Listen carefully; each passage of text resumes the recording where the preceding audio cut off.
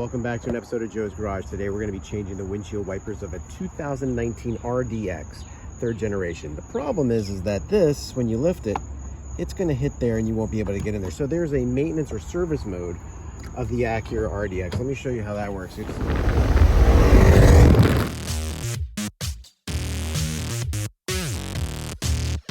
how that works. Ignore all the messy stuff. It's my wife's car usually. Turn on the vehicle.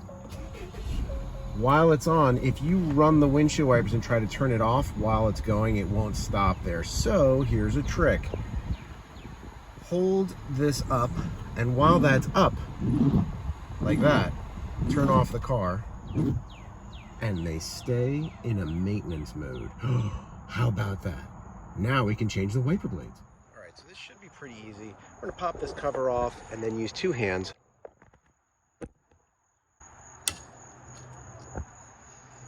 You can see there's a tab here. You're going to push this tab in, and then while that's doing, you're going to pull the windshield wiper mechanism down.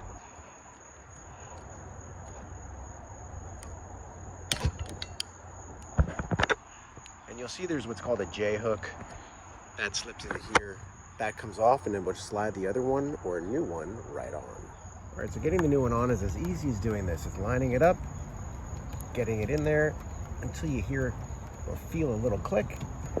Mine clicked, it's in, and now your windshield wiper is ready to go. Oh, and some wiper blades have these little white protective things. Make sure you take those off before you run them, and who knows what you'll do to your windshield. They just come right off.